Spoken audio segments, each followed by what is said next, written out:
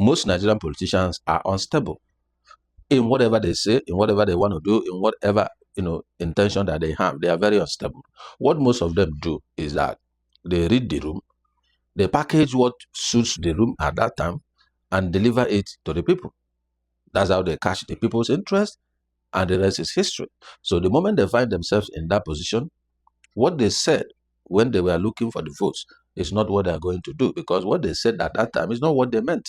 It is what suits the room at that time, what suits the situation at that time. Atiku's game is very simple. He saw that removal of subsidy has brought in hardship, in the lives of the people. Cost of living is expensive, cost of fuel, cost of forest, and electricity, and all of that. He saw it. So he just want to pinch in that gap, capitalize on that window to be able to launch himself, right? Saying that they will restore subsidy is trying to tell the people that I see what you are suffering. I'll bring that subsidy back to reduce your suffering, because that's what the people want to hear. People is looking for anybody that can bring down their labor, the suffering they are going through right now. So I think we felt that that subsidy is the engine room that triggered the difficulty people are going through today across the economy, across all sectors, right? Because energy is key to development. So based on that, it's not trying to champion that it's going to bring back subsidy so that they will be able to catch the interest of the people. Why is he trying to bring back subsidy when in 2022 he campaigned also that he will remove subsidy? So I was, listening to some of the programs on Arise News. So guys, while I was watching, what's trending in Arise News, I saw a video of former Vice-President Atiku Abubakar, who also happens to be the presidential candidate of the ADC, African Democratic Congress, speaking and asserting that if he wins the 2027 general election coming up in January 16, 2027, that is going to restore back subsidy. You recall that on May 29, 2023, when President Bola Tinubu took over office, on that swearing-in day, he announced that subsidy is gone.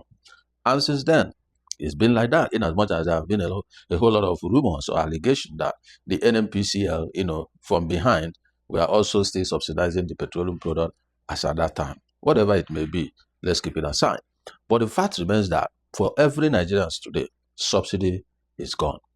There's no more subsidy, and that is why the PMS price skyrocketed. The subsidy in power was also removed. The subsidy in foreign exchange, the exchange of dollar to naira was also removed, and that's why the dollar price rose even up to $1,900 at some point before it started coming down to what it is today, about 1,300 plus today, almost 1,400.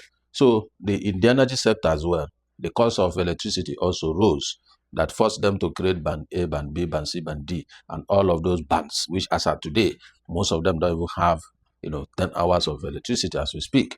But the cost they pay is quite expensive, especially those in band A. So as it stands, everything subsidy basically is gone, especially when it comes to these three key elements: PMS, Forex, and electricity, right? They are all gone. So, but listening to former Vice-President Atiku Abubakar talking about restoring subsidy, while in 2022, when they were contesting for the 2023 general election, he also said that you're going to take off subsidy. I recall Mr. P2B, Bola Tinubu, and Atiku Abubakar, the three key contestants at that time, they all acknowledged that they will take off subsidy. However, the approach may be different for each one of them, because when I listen to Mr. P2B, he said that yes, he will remove subsidy, but not outrightly, that he will first do a thorough investigation to know exactly what Nigeria consume, to clean up the corruption that is in there, and then he will determine what is remaining that government is paying. Is it what government can absorb or not before he take it out completely? So, but Tinubu's style was on day one, he just announced it, and Nigeria economy went haywire. So having gone through all these pains for the past 3 years and all of that, why is former Vice-President Atiku Abubakar still talking about bringing back subsidy? Are we going back to the dark age, or are we, planning on moving forward? So, but these are part of the things we're going to look in here. And I think Mr. President Bola Tinubu also attacked Atiku in terms of telling him that his talks about bringing back subsidy is it's a talk of someone that does not understand, economy. So these are part of the things we're going to look in, and then I'm going to, look at it critically in both ways, keeping subsidy, not keeping subsidy. Why should we remove it? How do we implement, the savings that comes out from subsidy? So these are part of the things we're going to talk about on this video. And I also want to hear from you at the comment section. What do you think about what Atiku is saying? And what do you think about, Tinubu's action of removing the subsidy? And we'll be able to, forge ahead in this controversy. All right. So guys, welcome to my channel. This is Andy Media TV. And if you are new to this channel, please kindly like this video, share it, and also subscribe to my channel. I need your subscription to continue to grow this channel. For those who have subscribed, thank you for doing so. All right, so let's get into the business of the day. So what do we have to do first? I think we first of all need to, kind of play these videos where Atiku was saying that he will take off subsidy in 2022, and also we see where he said he's going to restore subsidy if he gets elected in 2027. And we also hear a brief comment from the President Bola Tinubu of telling Atiku that he does not have knowledge of the economy and what he's trying to say. So, and there, I will also share my own experience when subsidy was partially removed by President Jonathan, how he did it, how he managed the savings from subsidy, and how that savings was able to turn around certain areas of the economy at that time. And my expectation would have been the president towing through that direction. So guys, let's watch this video and we'll be right back. Don't go away. Because a lot of reactions are coming out online, spurred by former Vice-President Atiku Abubakar, who's now done a major U-turn, saying in a new interview that if elected as president in 2027, he would restore the petrol subsidy. Now, Atiku made these comments on Wednesday, and it's not that he's against the subsidy removal. He just wants to know where all the money's gone. Let's take a look.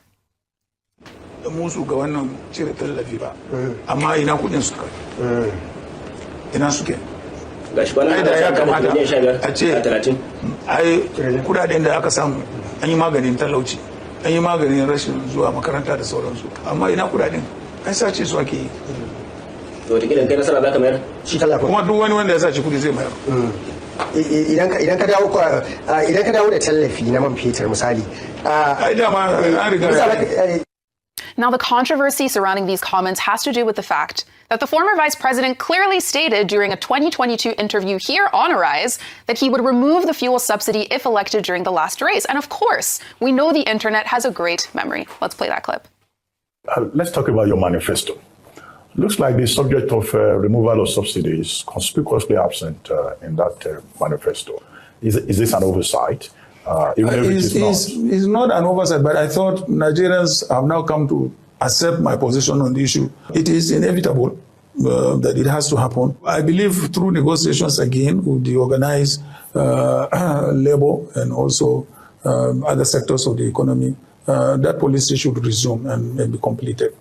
From 2022 to 2026. Well, later on Thursday, President Bola Tinubu was quick to fire back at the former vice president. Speaking during his meeting with Adeleke, Tinubu flat out said that Atiku's position reflects, quote, serious ignorance. Let's take a look. I saw one of my opponents now say he will go back to subsidy. I read it. That is demonstration of a serious ignorance on governance and economy. Before I came here, 27 states are unable to pay salaries. Not to even talk of pensioners, salary of workers. All right, welcome back. So you had what happened in that video. You saw it. Atiku speaking in an outside interview, but I thought you can see the write-up trying to interpret what he was saying. And saying all of that, and the reaction of Bola Tinubu, I think there's something to deduce from there, right? For President to respond immediately on that, kindly shows you that he has gone far in terms of removing the subsidy. And though his comment in terms of what happens when he came in, that when he came in, about 27 states were not paying salaries and all of that because there's no money. And Buhari was kind of printing more money at that time. But there's a reason why these states were unable to pay the salary. Because, in Nigeria, they will just select, the portion where they will speak that will make their speech to look good. So I will get into what President said and what really transpired at that time. And then we'll be able to understand critically what is going on, the politics that is going on in this conversation. So now let's take it from, Atiku Abubakar. I keep saying that most Nigerian politicians are unstable in whatever they say, in whatever they want to do, in whatever intention that they have. They are very unstable. What most of them do is that they read the room, they package what suits the room at that time, and deliver it to the people. That's how they catch the people's interest, and the rest is history. So the moment they find themselves in that position, what they said when they were looking for the votes is not what they are going to do, because what they said at that time is not what they meant. It is what suits the room at that time, what suits the situation at that time. Atiku's game is very simple. He saw that removal of subsidy has brought in hardship, in the lives of the people. Cost of living is expensive, cost of fuel, cost of forest, and electricity, and all of that. He saw it. So he just want to pinch in that gap, capitalize on that window to be able to launch himself, right? Saying that they will restore subsidy is trying to tell the people that I see what you are suffering. I'll bring that subsidy back to reduce your suffering, because that's what the people want to hear. People is looking for anybody that can bring down their labor, the suffering they are going through right now. So I think we felt that subsidy is the engine room that triggered the difficulty people are going through today across the economy, across all sectors, right? Because energy is key to development. So based on that, it's now trying to champion that it's going to bring back subsidy so that it will be able to catch the interest of the people. Why is he trying to bring back subsidy when in 2022 he campaigned also that he will remove subsidy? So what was his thinking at that time when he said he will remove subsidy in 2022, and what is his thinking today that made him to say he will restore back subsidy? So he's unstable. The issue of removing subsidy or restoring subsidy is not the point. The point is that everyone in Nigeria, majorly, a greater percentage of Nigerians acknowledge that subsidy should go, right? And the reason is because of high level of corruption in the subsidy sector. What happens in subsidy is that many suppliers who brings in this product, because by then we don't have refinery. The government for refineries are moribund, they are not functioning. As at that time, Alhaji Aliko Dangote has started building his own refinery at that time, but it's not yet completed. But the country will need to keep going. So what happens is that they have approved suppliers who imports in these products, finished products, into the country. Remember, Nigeria ships out crude, they refine for them abroad, and then they bring refined product back, which they call crude swap at that time. So when these guys import those products in, government pays them for importing those products, the cost and all of that. So that's how they do it. So, but what most of the criminally minded ones do is that most of them do not import the product at all. They will claim they imported 10 million liters, 50 million liters, right? They have their people in Ministry of Finance, the Petroleum Regulatory Commission, all those key players in the petroleum sector that play a role in the subsidy. They have their people there. Those guys will collect documents, sign it, knowing fully well that these people did not import anything. They need to go to the port and see what they imported and measure it, check the quality, check a lot of stuff, be sure that it's up to the liters they are claiming. And so they don't do all of those. They just fill documents, sign, and request the money from government. The moment government pays, despite that they imported zero fuel. The case then was at EFCC. I remember the late Ifeanyi Uba Capital Oil at that time had problem with cost carries and all of that. No oil was imported, but billions of naira were postpaid. So it was Koskaris himself who alerted the government. This business I'm into with this guy, that oil never came into the country. How come? About how many billion was paid to the escrow account they were using? He's the one that reported, because he's a religious man and he doesn't get involved in things that is not legit. So these are happening. It was happening all those times. So that was why many people were like, the corruption is too much. They're announcing how many Nigeria is consuming, I think about 60 million liters, on that account, which nobody has any data whether it's true or false. So when you look at all those things, everybody was like, hey, take it off, let everybody rest. This is it. And Tinubu did that. But today, they are ascribing to Tinubu that he's a courageous man and he's the one that removed subsidy. But that's false. So Nigerian politicians, they don't really mean well for Nigerians. That is the truth. They focus on what works for them, what makes them to be comfortable, what makes them to grab whatever they are looking for. When you hear grab it, snatch it, and run with it, you don't understand the full meaning of those things. The issue is this. In 2012, former President Jonathan, Goodluck Ebele Jonathan, in fact, he removed subsidy. It was Tinubu, who is president today, and his group as the opposition party, they staged protest in 2012. Remember, Save Nigeria Group. Remember that the protest lasts for weeks, fighting Jonathan. Why will you remove subsidy? It's the hope of the common man. Tunde Bakare, El Rufai, just name them, all of them. They were there on different, especially in Lagos. They grounded the country at that time because Jonathan removed subsidy. So is Jonathan not courageous enough to remove the subsidy? He was. But the same man, he knew that removing subsidy is the right thing. I remember former governor of Ekiti State, Fayemi, was saying it that they know that Jonathan did the right thing to remove that subsidy. But out of politics, they have to kill it. I saw him in the interview speaking, like that. So it's not that they didn't know it's the right thing to do. Why did they fight him? In the politics. So they don't care the implication to the country. They don't care what happens to the country, knowing that this is the best thing that will happen to the country, but they fought against it, grounded Jonathan, grounded the economy, until they forced Jonathan to rescind his decision, that he now made it partial removal. As at that time, fuel was 87, naira. They took it up to, I think, 140 or thereabout. Then it later came down again because Jonathan now did partial removal. But today they are giving credit to Tinubu that he is courageous. But Jonathan was courageous to do it. But they fought him. But surprisingly, in 2023, when President Bola Tinubu removed the subsidy, Nigerians did nothing. Nobody protested. Nothing happened. Now, should you be that? I don't know. The same people who fought Jonathan, nobody fought the removal of subsidy. And remember, Jonathan only removed subsidy on petroleum product, that's fuel, PMS. But Tinubu removed subsidy on PMS, on forest, on electricity. At the same time.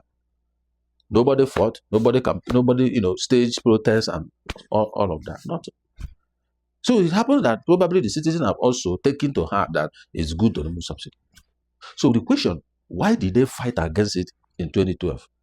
Because they are doing politics. So Nigerian politicians, their interest is not about the country. Their interest is about themselves. That is the honest truth. So that's why when I hear them say, oh, Tinubu took hard decision. Because Jonathan took the same hard decision. So who talks about Jonathan's effort to remove subsidy and clean up the corruption in the subsidy? Nobody. Today, they are ascribing the credit to Tinubu. Anyways, the point is that when Jonathan took out subsidy, he created what they call Subsidy Reinvestment and Empowerment Program, SURE-P, in short. Right? That program, they took the resources saved from that subsidy. That half they were saving because they are no more paying the half. So government was now paying 50% instead of 100%. So that remaining balance of 50%, they were saving the money, right? And the program was created. And that program covers the health sector. They are targeting the reduction in maternal and child mortality at that time. They created a program called MCH, Maternal and Child Health, in the health sector. They created a program in poverty, alleviating poverty. They call it community service, right? Where locals in villages will be given different locations. They clear gutters, cut grasses, to keep the environment clean and healthy, and they get paid. They do that every week. They do conditional cash transfer. They send money to the poorest of the poor at that time. So there's a lot of sub programs that was created under the SURE-P. And under maternal and child health program, they renovated primary healthcare centers across the country, over 1,200 in the first phase. The second phase would have taken effect if Jonathan had won. So the moment Jonathan lost, that's why they suspended the second phase of renovation of PHCs. Jonathan government recruited midwives, trained midwives. They recruited them, recruited nurses, and positioned them in all the PHCs. Government was paying them. In fact, those people were supposed to be paid by government, state and local government. But these two were not paying, the local government and the state. It was only federal government that was paying these nurses. So there was job creation at that time in the health sector. I know how many PHCs I visited. I know how many that was constructed because I saw them live. It's not story. So then, when all these things was happening, our indices in maternal and child health care was going down. Why? Because the PHCs are now functional. Local people in local villages, instead of using barrow to push pregnant women to general hospital, they can walk into the primary health care center and deliver their babies. And the primary health care center is not just building renovation, they were also equipped. They were equipped with generators, with television, with chairs, with medications, and all of that. They were well equipped at that time. These are part of the program. And how much does it cost to renovate most of this? Some of them were between 10 to 20. I think the maximum was 15 million, that was spent on each of these permanent healthcare centers to fix them. So you can see it's not much. It's not that people don't care. And Shopee was able to do a whole lot within those few years before Jonathan lost the election. So my expectation would have been, now that the President Bola Tinubu has removed subsidy, he would have created a similar program. You don't need to reinvent the wheel. Jonathan already set the structure. We have the structure. We have the M&E management of that program. We have the program being developed, how it was done, executed, implemented. All you need to do, we have a lot of M&E report on the program. All you need to do is to dust up those reports, study what happened, how it happened, what was done, and all of that, and use it to recreate the same program and improve on the program based on lesson learned from the M&E report is there.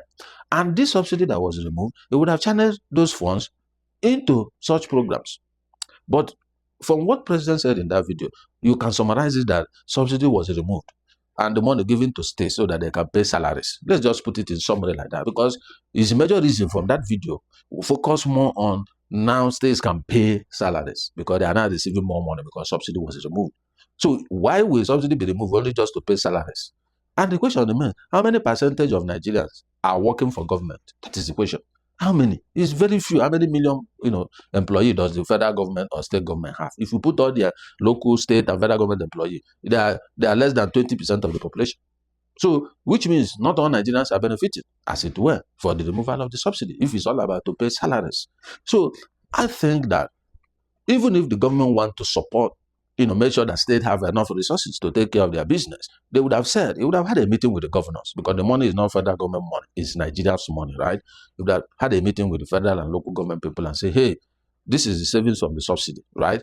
What do we need to do? I think we share 60% of this money across board in the FAC allocation. The remaining 40%, we create this program called Subsidy Removal Program, whichever name they want to target. And they put our resources in that bucket, right? In that escrow account. And then that funds, they will now look at what are the immediate needs of Nigeria. Nigeria needs transportation, because the moment you remove subsidy, it will affect transportation. They now say, okay, we will procure CNG buses. From this account, we have 36 states plus FCT. These are the number of buses we can procure and distribute across states, right? And that will support transportation. They can create a voucher program. The poorest of the poor can get voucher in social place for them to buy transportation in the CNG buses. So whatever program they need to think out of the box and create, they create it. But transportation must be addressed. 1. 2, issue of poverty must be addressed, because the moment subsidy is removed, things will go up and people's income will not go up at the same time. So their purchasing power will drop. So it becomes more difficult for them to survive. So poverty must be addressed. So they have to create a proper program using poverty reduction plan, right? And create a program targeted at the poorest of the poor, especially in the rural communities. Again, health sector need to be addressed. Primary health care center in particular, because when these PHCs are functional, it improves the quality of life of people across those wards. The only time politicians know what is when election is coming. That's when they visit some wards. Remember that there will be polling booth in a ward. That's all. They forgot that PHCs are also ward created. The 774 local government, each of them, each ward there have primary health care center that was created in those days. What is their state? Most of them are moribund, they are not functioning, dilapidated, and all of that. So they focus on working on that. That will improve health indices, right? Then they look at other areas where Nigerians are suffering in the education. No matter whatever they are doing in NELFON, our schools, most of them are not well equipped for people to learn. If you go to school that are doing computer science now, most of them don't have computer lab. Most of them don't have those facilities they need to do the practicals on how to create diodes, fuse, all those things, components of a computer and all of that. They don't have it.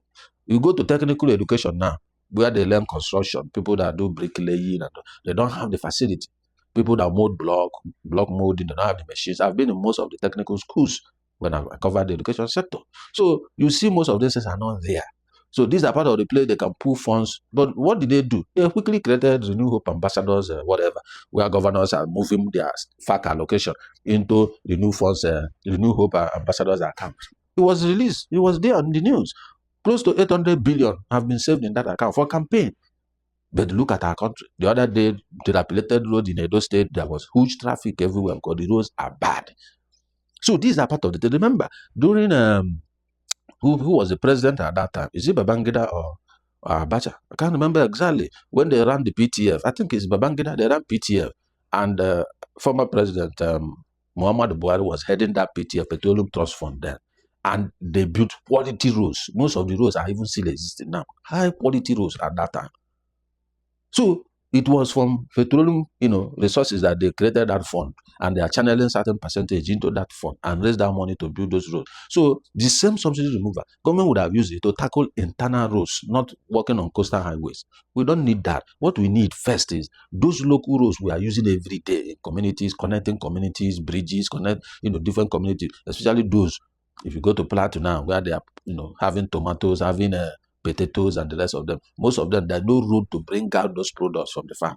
So these are things you need to target and do, and the economy will begin to blossom because you have connected communities. Food products can come out to the farm. You funnel funds in improving security and all of that. Farmers can go to farmers. So this is, if they have done this, Nigerians will not be asking, where is the subsidy money going? We can't see this, we can't see that, because they will be seeing it happening. So, but they never did that. What they focus on is subsidy is gone. Till today, nobody can account for the money. If you hold president, he will say the money has been shared. In fact, states have so much money. State didn't remove subsidy. President did.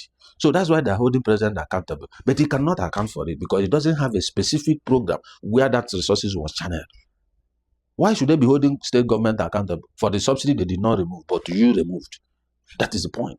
So it's because President Bola Tinubu that took out the subsidy, he did it through emotions. He has no plan.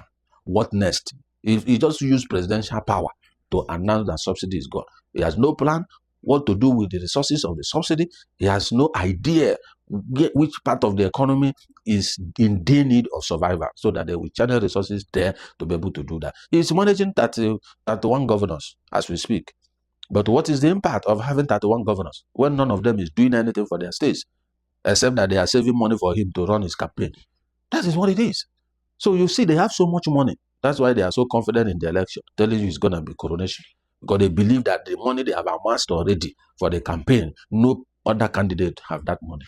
That's their belief. So they believe they can buy their way through. But Osun State shows that despite the money you are having, you may not necessarily buy the people. You may spend the money, they take the money, but they will still not vote for you. Because citizens are getting wiser by the day to day. That is the honest truth. So guys, my take on this is from the experience of what Jonathan did during Shopee. I think the president is supposed to toe that lane. And it's not late yet. Between now and the end of the election in January or May 29 next year, 2027, the president can also do something.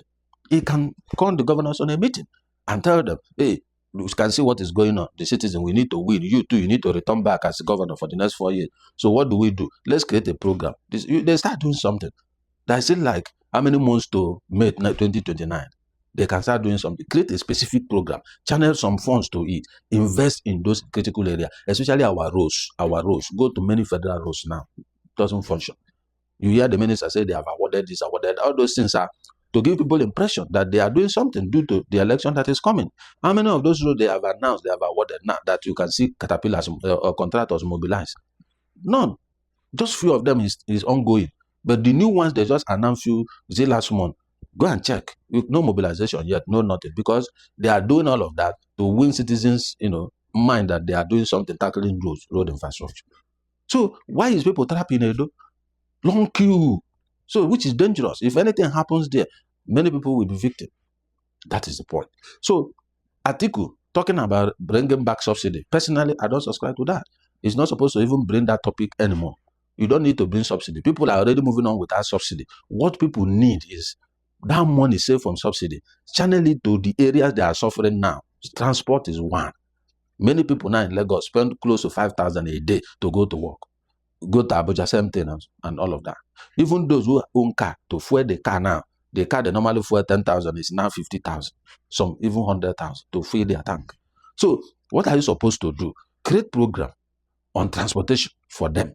So if anybody that comes in 2027, just sustain the subsidy removal, but create a program, move part of this money saved to creating program. So we just need people who have sense, who are intentional, who knows where the problems are, and who knows what to do to fix those problems. That's all we need. So bringing back subsidy matter is not a conversation to hear. People have moved on. That's why I'm saying that We need leaders who have ideas, leaders who know what they are coming to do, not leaders who are interested in just politics. No, it's about development. Anyway, I don't know, but for me, I think issue of subsidy discussion should be laid to rest. What they need to do is to mop some money from the savings and create proper programs targeting transportation, targeting health, targeting education, targeting road infrastructure, targeting agriculture. These are key areas. All these things will create jobs. All these things will help the economy. All these things will reduce cost of living, and so on and so forth. And then everybody moves on. So, guys, I don't know what you think about this whole thing. Is Atiku right, bringing back subsidy? And how do we intend to do it? How does he intend to fund it if he brings it back? And so on and so forth.